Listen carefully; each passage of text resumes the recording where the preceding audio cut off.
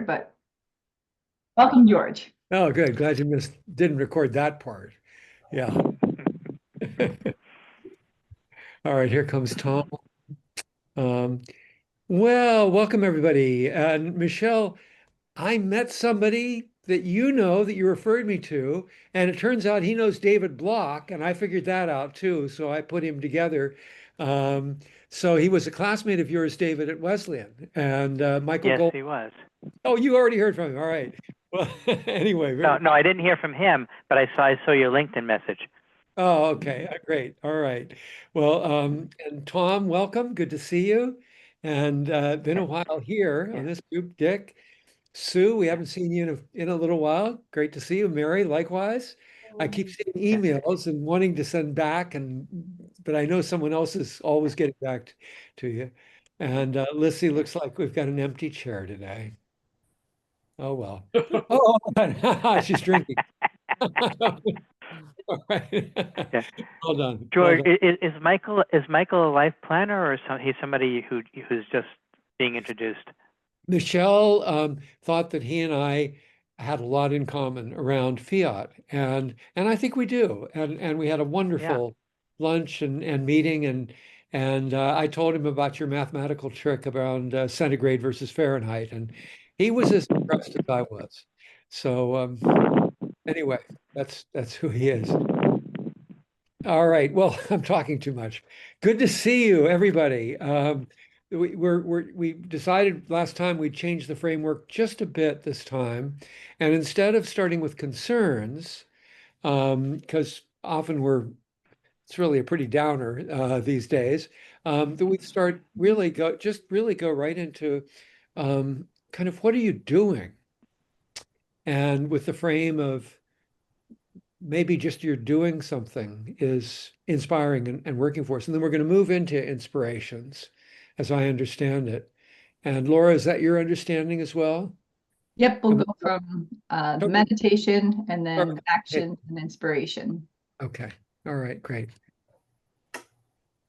So, Tom, I'm out of breath because I just got here. I had trouble getting on with one of the Zoom things. Anyway, all right. So um, let's meditate for 5 minutes or so to find a posture that feels comfortable.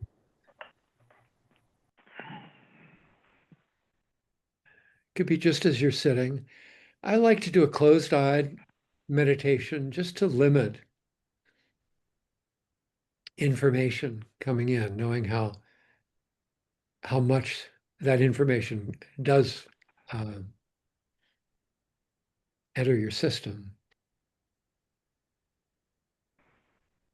And just see if you can find how it feels just to sit here, letting your thoughts go.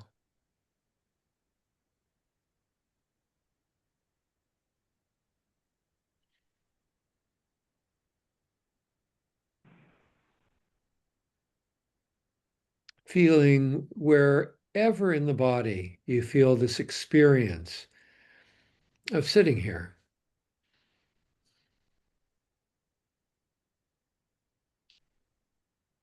One of the questions we sometimes ask for this kind of meditation is, how do I know that I'm here?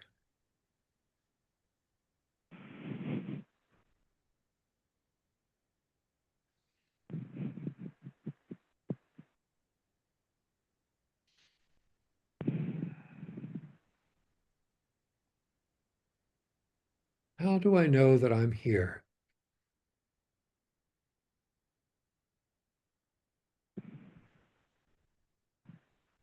And then letting your sensations tell you,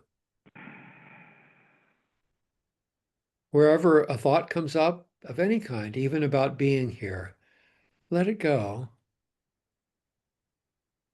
and return to these sensations that are often instantaneous and spontaneous.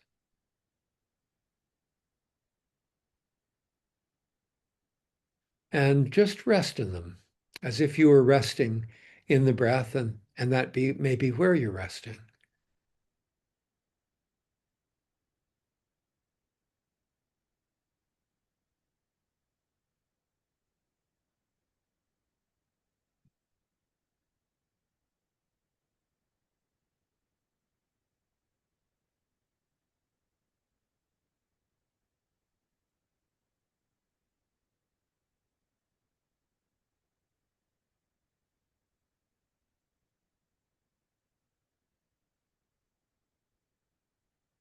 And whatever happens with your mood or your thoughts,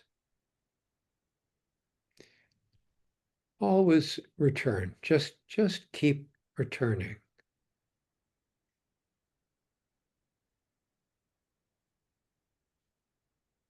Returning to just being here.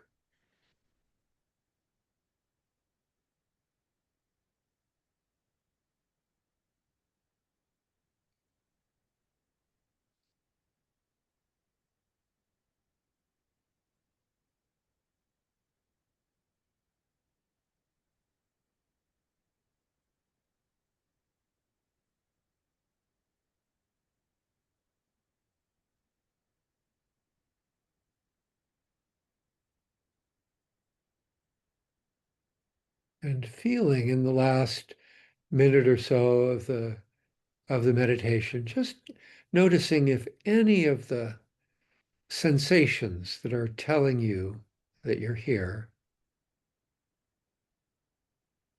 are bringing to you or are conveying an emotional tone of any kind.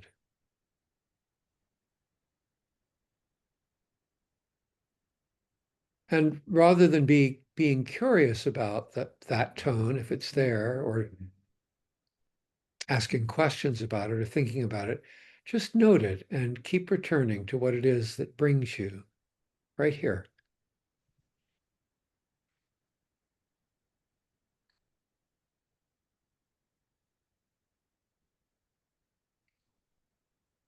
And then as we begin to return to the community, remind yourself that you're in a community before opening your eyes, so that in a way you're preparing this place of presence and of emotional tone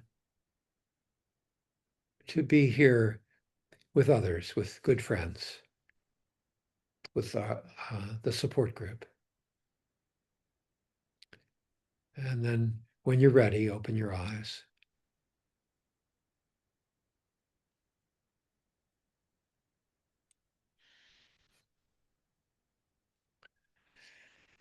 So what would be wonderful, again, not starting with concerns, but starting with what we're doing, starting with actions. Doesn't have to be, it could be doing it, it could be washing the dishes. Whatever it is that you feel that you're doing in this time. What would you like to share? Give us a sense of who you are at this time and how it's going.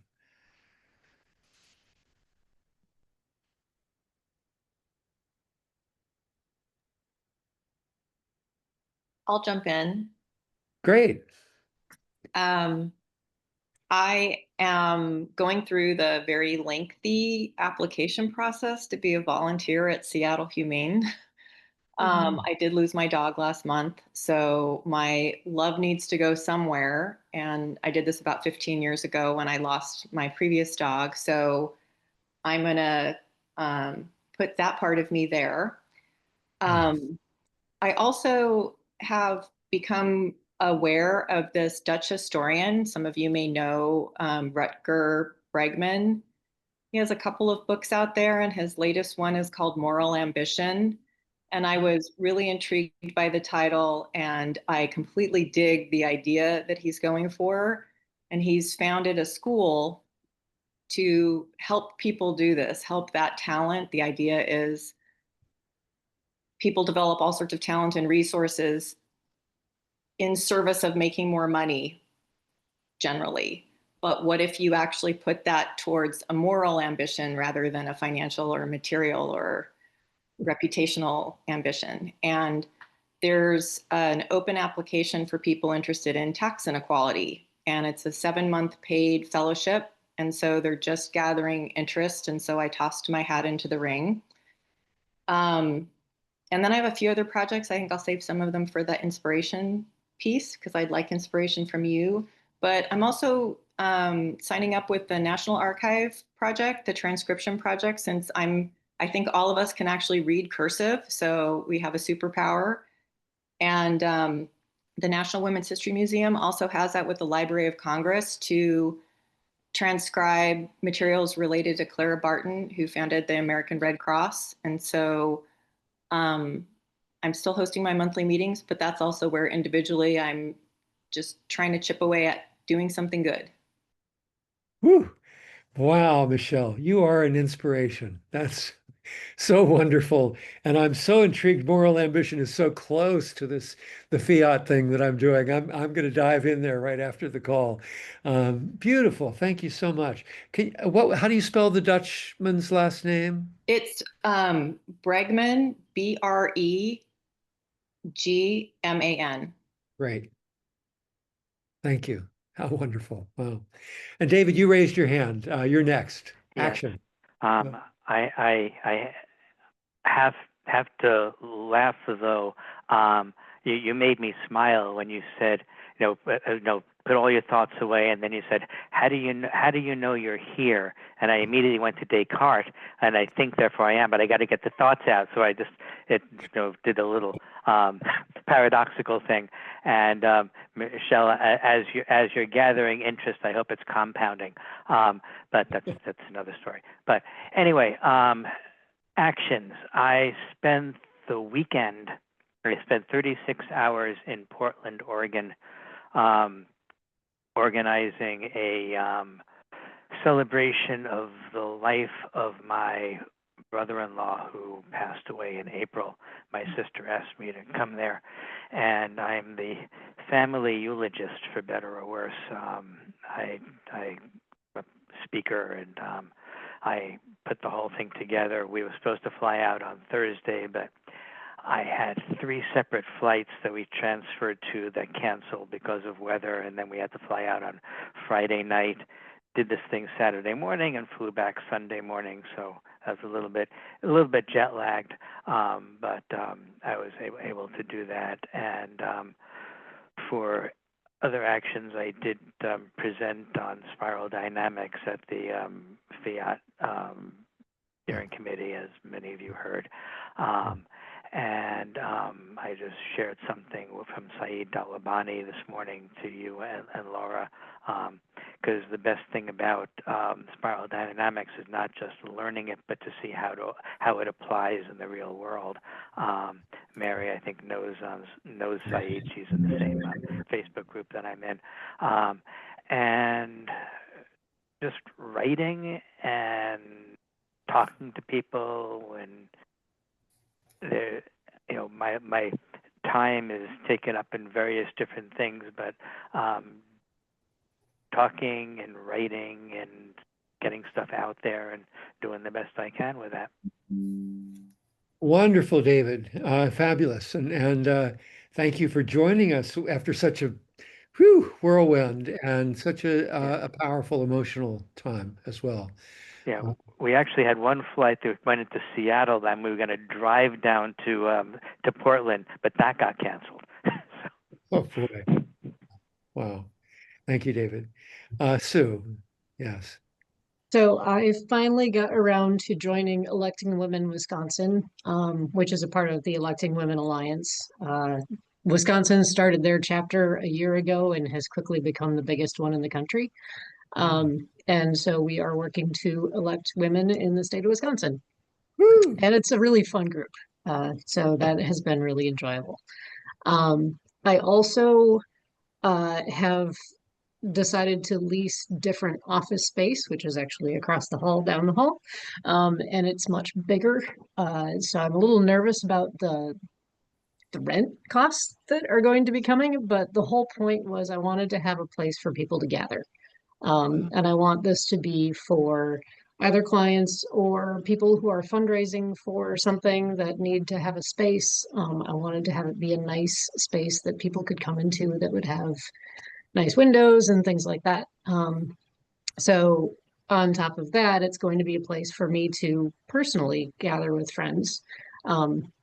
The reason I haven't been around was because my mom was having a lot of health issues over the course of the last couple of months, and then she did end up passing away at the beginning of last month. And that has reminded me that when I went through my life planning, one of the things that was most important to me was having wine with friends. And I don't do enough of it. And so I've told my friends that I might not have a good space in our house because we have very loud dogs and we need to do some work in the house and things like that. But I will soon have a good office space where we can be comfortable and have wine together. So going to start getting together with friends more often. Wow, wow. I wish I was there. So sorry to hear about your mom, but how wonderful the gathering space. It sounds. Thank you, Sue. Beautiful.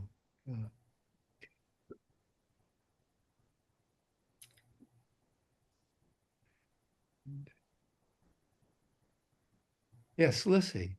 Yeah.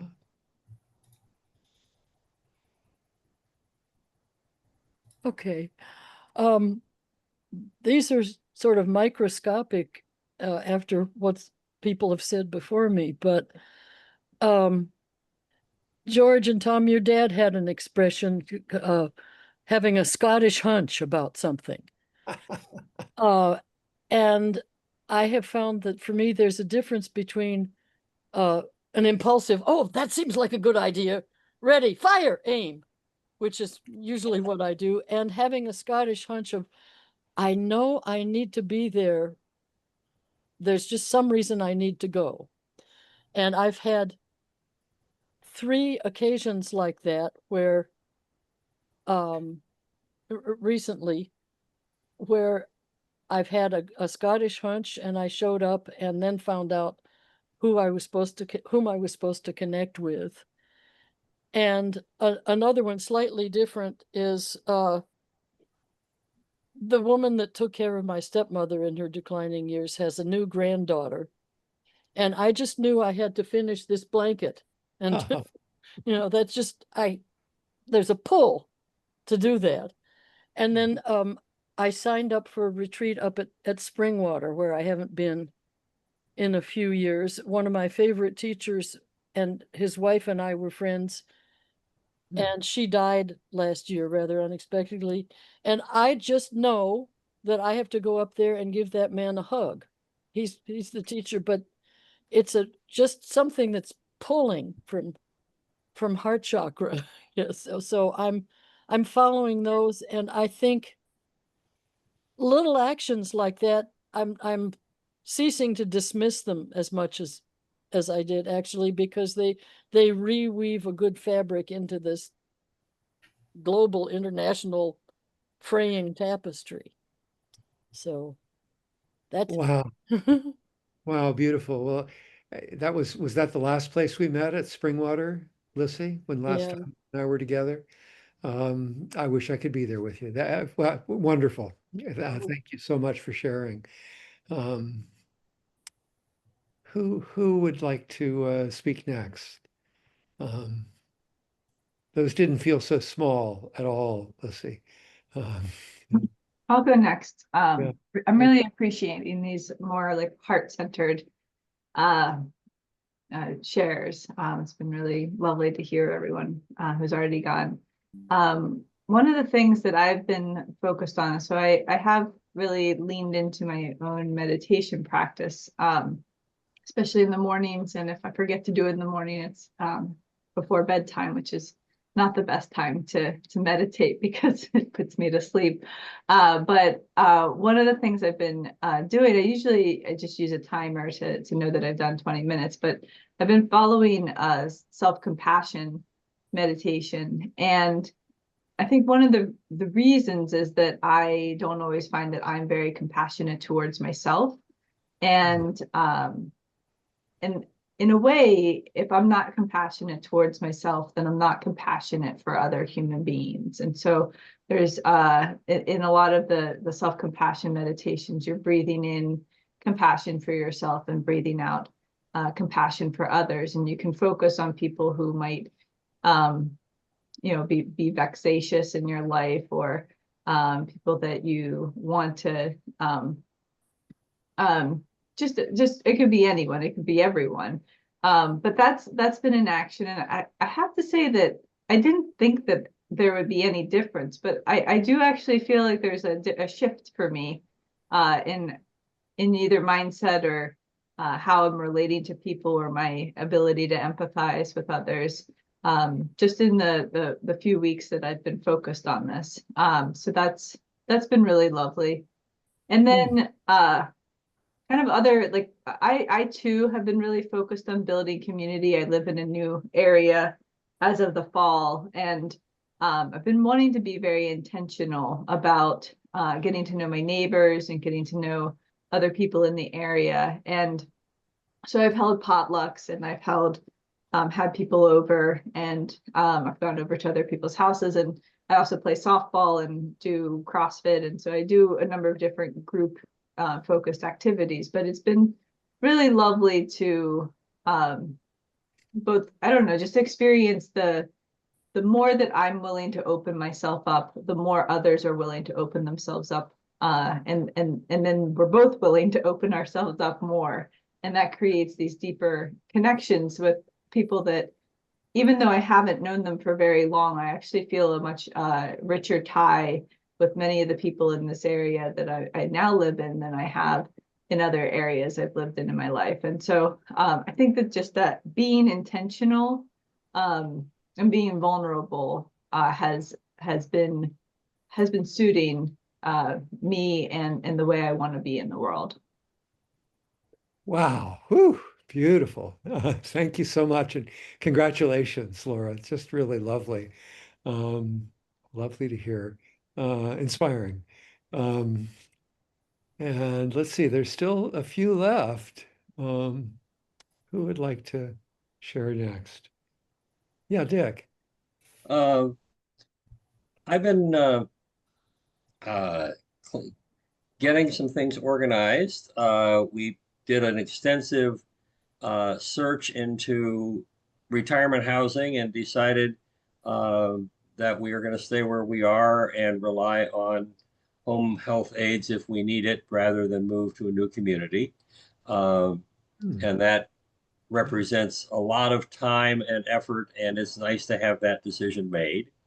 And we've also, we went on our first vacation in a year down to Virginia Beach to celebrate our anniversary and spend a day with my two grandsons.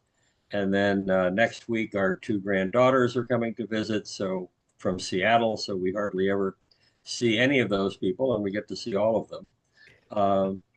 And just trying to sort out, separate the urgent from the important, and not get distracted by all of the things that are easy, that are important to other people, but I think, they're not as important to me right now. And focus on a bigger picture, and that's what I'm trying to do. And paying attention to, I'm getting older and my wife's getting older and the rest of you aren't, but you can take our word for it. And how the what changes we need to make in the way we live, to and be conscious about that, and forgiving and loving and so on. And it's easy to be impatient rather than promote patience. Yeah. Beautiful. So much wisdom, Dick, and so much of life in what you describe, really. Lovely. I envy you, the connections. Beautiful. So, Mary, you've unmuted yourself. Oh, thank you, George. I had to jump off for a moment because I'm making arrangements to go to South Africa, as you may know. So that was my grandson on the other line about the shots that we're getting and whether we're coordinated there. And anyway, that was, so I wanted to be in the groove of the group before I entered again. What I thought was interesting, as always, when I got the note that we want to be inspiring, I thought, that's a tough lift sometimes.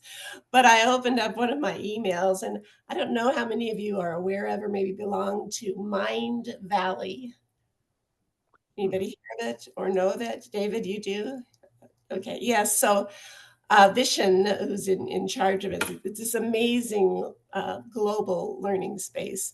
But he posted today this flag, and I had never heard of it. Evidently, it's been around for a long time, but it's the Earth flag. Do you know what it is? It's a bunch of interconnecting circles, and it's just beautiful. And it reminds you, he went on to, the American flag was planted on the moon, but the German engineers, Swiss optics, Indian math, the cosmology that made it. And that was a lift to me, just to take us sometimes out of the muck, that there's a bigger world, and there's a world that's going to be needing us. I mean, we're going to go into some calamities with what's going on with the earth. And although environmentalism isn't my what juices me, I'm very interested now that it's going to get bigger and worse, and we have to be paying attention to it. And we have to be paying attention to everybody on the earth, not just where it happens, spit spots. So that's coming to me. I'm losing possibly my best friend. It's hard to put parameters around people, but back pain for a year that they never could figure out what was wrong with her back. And that was because it was cervical cancer. And so when they found it, it was hysterectomy decades ago too, but more information that you need. But to be able to spend time with someone who's going to be shortly leaving, it still is. I mean, it's in the process. But I was amazed at what faith is and how it can lift you, so that she and I could talk openly about this is it. And she's just she says, I'm fine, Mary. She knows that she's going to a good place. I mean, it's a real, never been with anyone like that, who just, has that sweet confidence that everything is going to be okay. So I'm in that as well. A lot of life, as you all know. Yeah. Wow. So sorry, Mary, for you. And your tale is deep and global. And quite an amazing combination to think that you're about to leave for South Africa with all of this inside you. Mm-hmm. Thank you. Carrying your big heart. Mm. Thank you, Mary. Thank you. It's either Tom or Byron, I think. Byron, you want to go next?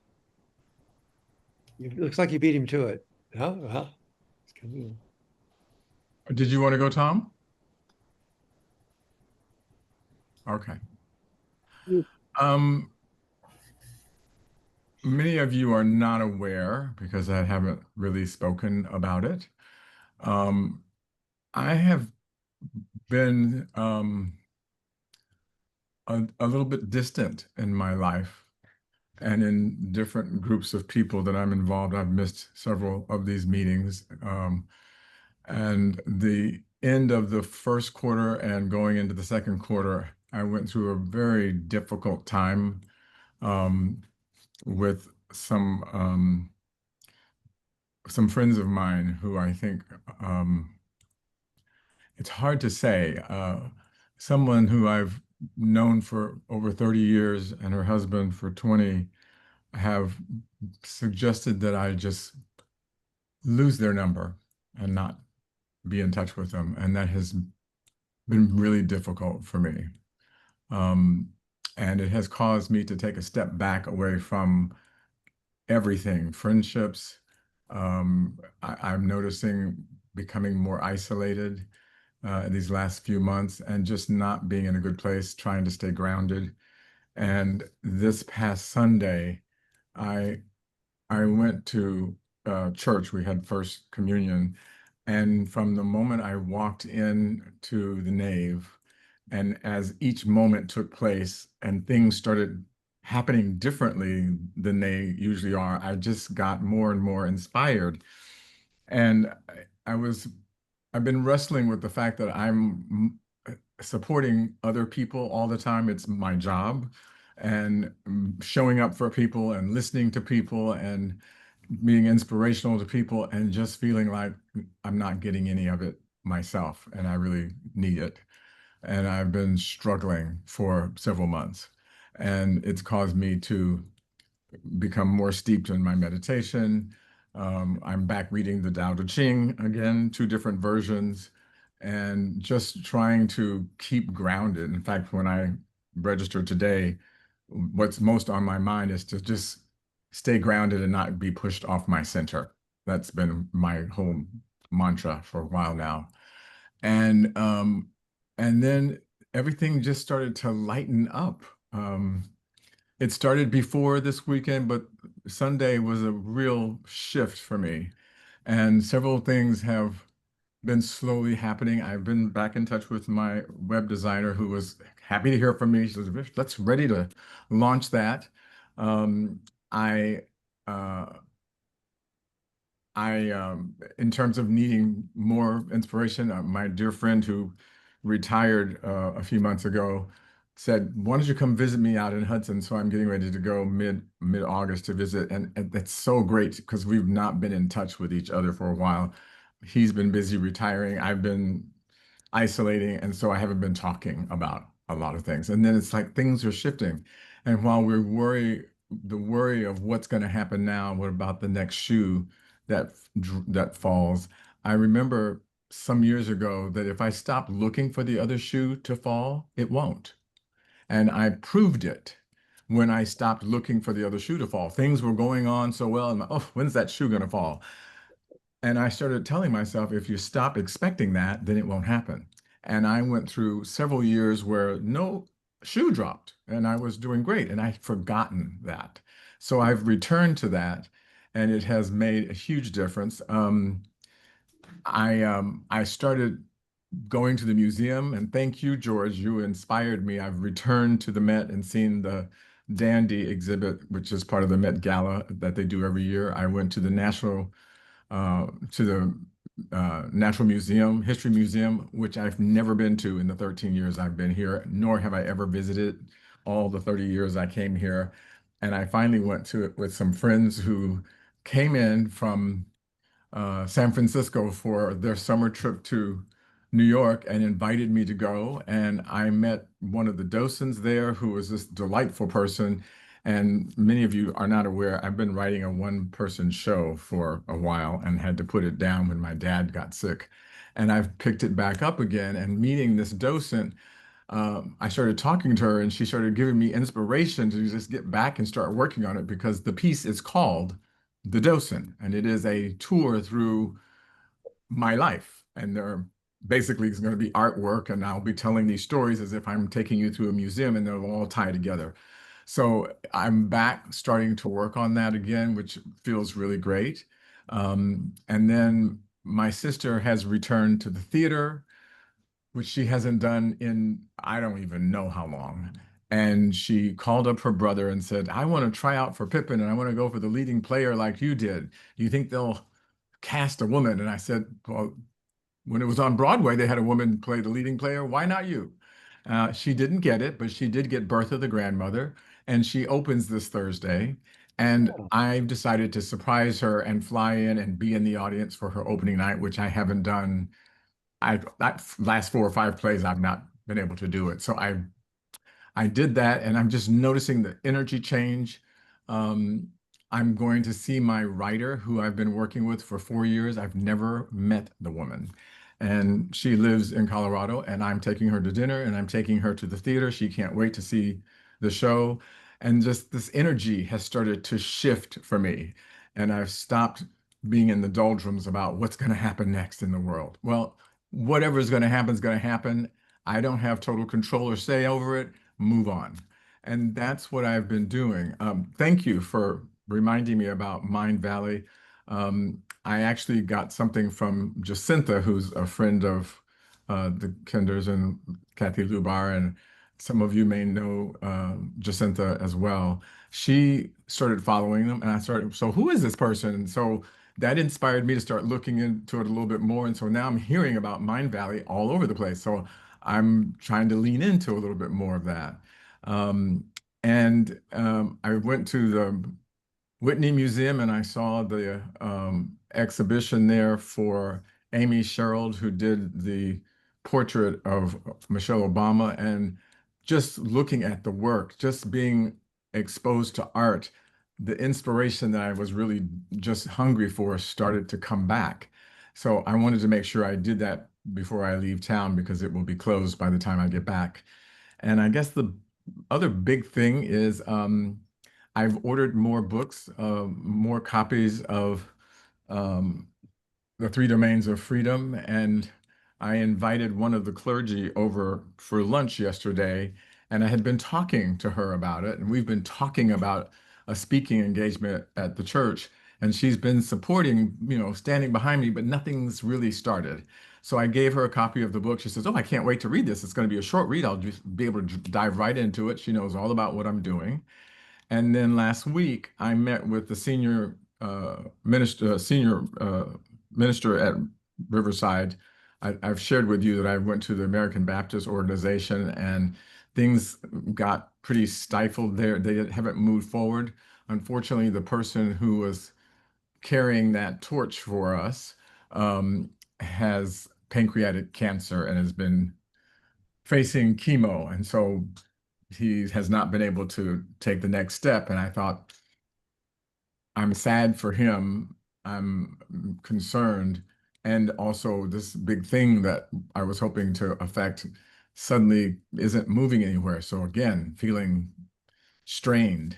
And I ended up ordering the book, and it didn't come before I went to the meeting. So I went into her office and I just winged it. I talked about it as best I could. I told her about George's kind offer to come to New York and speak with me. And at the end of it, she said, "Oh, that's great. Just let me know when." And like, here I am, like building up. And she just said, "Sure, we just need to figure out a date. I'd be happy to have them." So I'm going to be doing this with George. We're going to be doing a speaking engagement at the Riverside Church, and it's all in service to the church doing more for the community, which a lot of churches tend not to do as much, or they talk about it. And Riverside is not one of those, but they don't do as much as they used to. And so she said, "This would be great. I think we need this shot in the arm." So she's excited about it. I know that there are other people that you have to go through for these things, but at least, as I like to say, the Grand Poobah said it was going to happen. So I'm trusting that we will move forward with that. So that's one of the big things that really affects the work that we're doing with George's work, and which has been really helping me stay grounded as well. Hugely grounded, just the listening. So a lot of really wonderful, energizing things have been going on. I feel like I'm starting to get out of the quicksand I've been in. Wow, Byron. Well, thank you for all of that. And as you were talking and revealing so much emotion and everything, and so much life and so much humanity, really beautiful to hear. And I just know that I promise you that when I come down, I'd not been thinking I'd ever go back to New York. And here you are calling me back, and I'm coming. We'll have to figure out, it might be, a little while, but I'm coming. And when I'm coming, you and I are going to go to the Frick, and we're going to get a docent, okay? So can't wait to see you. We'll be talking, I know, over the next month. You're right. Great. Thanks, Byron. Thank you. Yeah. Yeah, thank you, Byron. I'm so glad I invited you to go first. And, I'm so sorry that you have been struggling because you are so full of light and you give so much, and I've been so inspired by you throughout the times when we've been together here.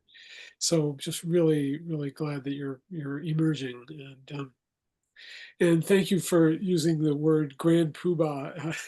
One of the things that I'm doing is I'm about to become a grandparent for the second time, and my granddaughter is 2 years old, and there was a lot of back and forth about what to call me, and as a joke I said I want to be Grand Poobah. So that's my name. I am the Grand Poobah. So thank you for using that phrase. I'm just reminded, one of the things I'm doing is I'm listening over and over and over again, like on a continuous loop, to the book Life After Doom, by Brian McLaren, which I know I've mentioned in this group and many times in many contexts. And if you haven't read it yet, I just cannot recommend it highly enough. And one of the things that he quotes a song that talks about a billion different people in a billion different places doing a billion different things. And that's what is going to make the difference. And I just am, looking at each of you and hearing what you're doing. And, we are part of that billion. I have been really struggling. I retired on February 1st from pastoral ministry and intended to turn to my writing ministry. And I was so upset by everything what was happening, with Trump and MAGA and, everything, Gaza, everything, that I couldn't focus on what I felt called to focus on, which is my spiritual life and my writing, publishing. I've written over 9,000 poems, over 400 hymns, and I just have never had time to do anything with them. And this is my time, because unlike Dick, I'm getting older. So I was really derailed by, all I wanted to do was fight and be part of the resistance. And I obsessed. I read everything I could read. I was just in bad shape. And I went on a 30-day retreat. I lived next door to a retreat center, and I did the spiritual exercises of Ignatius, and which I had never even heard of before, but it was transformative. It was like an extended life planning vision quest, 30 days of it. And I got away from the media. I got away from everything and got really focused. And so I have been every once in a while reading Heather Cox Richardson or Robert Reich, or hearing something, and every time it's just so devastatingly upsetting to me. But I have to keep focused. I can't. It's really hard because I still want to fight, but I really have to restrain myself and focus on this long-term project. Everything I write is fighting, is fighting what's going on, is fighting for the light and what's good, but it's just going to be a while before I can put it out there and have it be effective. And it's really, that's really hard. So I appreciated the change in the format here because I am aware of, I cannot carry a lot of the concerns that we would ordinarily be sharing. I just can't do it. And I'm so thankful for everything that everybody else is doing, and especially people who are out on the front lines and are organizing and are trying to get women elected in Wisconsin, and trying to do just everything that we can. And this is what I have to do right now, so I'm doing it, and I'm working. I'm working 6 hours a day on my books. I'm working 3 hours a day on spiritual, meditation and spiritual work. And then I'm trying to get my firewood in. And I'm about to be I'm going to be doing a lot of grandparentings. Whew. Oh, Tom, my golly, and everybody, but Tom, I've got some thoughts. I'm going to send you a little note about your poetry, because you shared a poem the other day with me that just totally stunned me, and I want to hear more of your poetry. I know that, and maybe in more of these meetings. So anyway, I mean, can you imagine 9,000? I mean, almost. How many of them are sonnets, Tom? I think about 7,000. 7,000 sonnets. Can you imagine? And I have to speak for you. He tosses one off a day, and just in an hour, and it's like, and they're beautiful. They're incredible. If I do say so myself, I realize I'm his brother, but I'm also a poet, So it's just amazing what you've built into yourself and what you're delivering. Lissy, can you wait? And No, no, okay, go ahead. I mean, I have to witness here because the Mm. good that Tom is doing for himself has spread to me because I've been dilly-dallying about getting a new updated composing program and keyboard, and I'm really I wouldn't have done that if Tom had not responded to the world situation and his own needs this way. So wow. microcosmic personal acts, wow, just Beautiful. popcorn. Lizzie has composed a beautiful tune to one of my hymns for one of Oh, them. So wonderful. I hope she'll do many more. So. I will, but I got to get that keyboard. All right. Wonderful. Well, what I feel so overwhelmed by all this. Yeah, really incredible. And those of you that started off didn't get to share as much. So I won't take long, and maybe some of you could come back with a little bit more.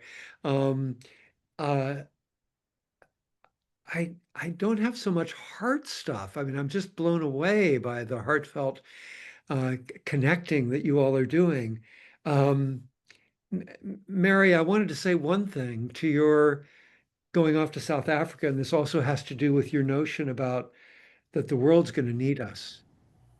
And then Tom's adding this beautiful piece from Life After Doom, 1 billion people, 1 billion different places, 1 billion different things. Just how important it is that we're humanity and we're part of all that. And in the steering committee that a few of you were at a couple of weeks ago, there's a fellow there who's just got just an enormous intelligence. It's like I'm always going, whoa, extraordinary person. And he's from South Africa. He's in the money world. He speaks at a bunch of conferences. And he said, George, in South Africa, when apartheid was active, when it was, swallowing us up, nobody, we had this feeling that nothing could stop it, right? Just overwhelmed by it. I mean, we talk about our overwhelm with what's going on in Washington and the world and many other places right now. He said, we didn't know it would ever stop. But he said what happened was that there were groups like this group, like the Fiat Steering Committee group, that would be working on what would come next. If it did end, what would come next? And he said, as a consequence, when Mandela came out of prison, we were ready. South Africa was ready to make the move. So again, just to echo this feeling of how important each of us is in all of this. Tom, I'm finally going to get Life After Doom. Even though I have no time at all. I mean, my story is just that I am chock-a-block. I'm busier than I've ever been in my entire life, and I'm engaged. I wake up in the morning and I get going, and I'm talking to more people in every day than I've ever talked to in my life. I'm talking to them all, trying to make the Fiat movement occur. And from various parts of the world, mostly from the UK and the US, but other countries too, and global, and people who have global things going on. And I'm finding traction. There's stuff happening. So it's exciting. And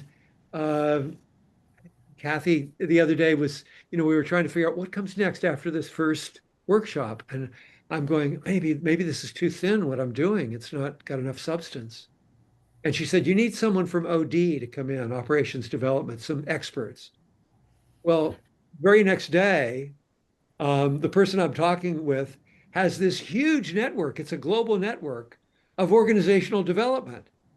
It knows everybody, and she wants to partner in terms of Fiat, and then how do you embed it in companies. So things like that are happening, but I'm just really, really busy. I get burned out. I still meditate 3 or 4 hours a day, but largely because I meditate through the nighttime. I stay in bed typically 10 hours so that I get enough rest for the long COVID and everything. And very often 3 of the 4 hours are there in that time. Deep meditations, wonderful meditations. I mean, the city, you know, Tom, you and I've talked about the city, and you and I love the country so much, but I have learned to be in the city as if I were in a field in Vermont. I have learned to be here, parking all of my attachments, all of my ego to the side, not getting pulled with aversion or a craving in any way, and just being here and watching the flow and moving through it. And it's really like a walk in the woods for me. And I would never have imagined that could happen. But that's been a lot of what's happening by being so engaged and at the same time doing the deep meditation. So I think that's really all that I have to say. It's incredible, incredibly busy. And we have 5 minutes left, and I'd love to hear from some of you who feel you didn't have enough time to say. Yeah, David, please. Yeah, 2 things. One, I forgot to mention, I live in Brooklyn at the intersection where the Prospect Expressway turns into Ocean Parkway. And every Friday, there are some neighbors who are out there with signs going to and from the Prospect about the situation with Trump. And we're not preaching to the converted, but and we are preaching to the converted. What we're doing is we're letting people know that they're not alone, is really what it is, and people are honking and giving us support. About burnout, almost 50 years ago, when I was a sophomore at Wesleyan, I had the bizarre fortune to be in a potluck dinner with Ralph Nader before he spoke at the university. Somehow I was invited to that, and this is before, well, he was a consumer activist before he was a presidential candidate. And I asked him, because a lot of student activists experience burnout. And I asked us, are there any times when you have all this money and all this power and all these resources up against you and you're just little old you, are there any times when you feel that the alarm goes off and you just want to hit the snooze and roll over and go back to bed? And I'll never forget his answer. He said, yes. But as soon as I do that, I realize that that's exactly what Mobil and Exxon and Gulf want me to feel, and that's enough to get me out of bed. Great, David. Thank you. Wonderful. Thank you for a little bit of inspiration. Mary, I saw that you unmuted yourself. Did you have something you want to throw in? No. Yeah. Anyone else? We have a few minutes left who shared early on, maybe in the sharings. Would like to share anything more? Yeah, Michelle. I'll just say I have so appreciated everybody's sharing, and each person's story sort of landed with me and a part of where I am. I'm definitely feeling the burnout. I've definitely gotten stopped in my tracks by the last 3 months, and my monthly group has found the same thing. And so our recalibration here kind of echoes the recalibration we've had there. And for me, I'm not very good at sitting in a place of like negativity, and I'm a problem solver. So this has been a really difficult time for that reason alone.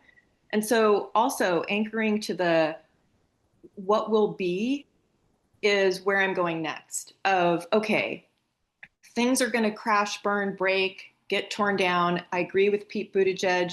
Going back is not where we want to go. And so I'm trying to like anchor to where do we want to be?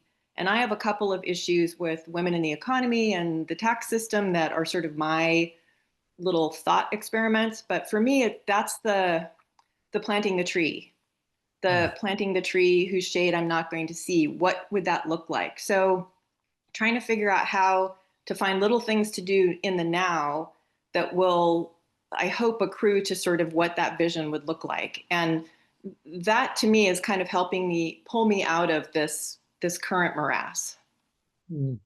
Beautiful, Michelle. And you helped pull us out of the current morass by giving us this image of let's talk about action, what we're doing. I think last time, wasn't that you that brought that up, coming out of your group?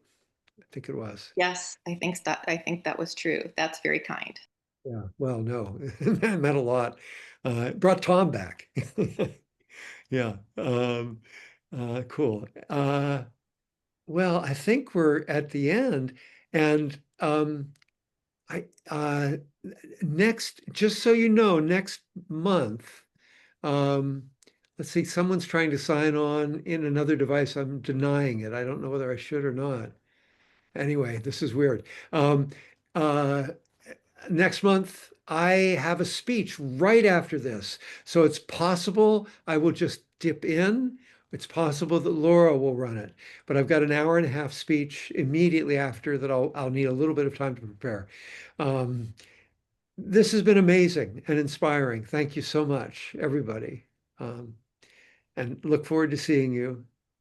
Great to be back. Great to see you all. Thank you. Okay, thank you, everyone. See you next month. See you next month. All right, bye, everyone.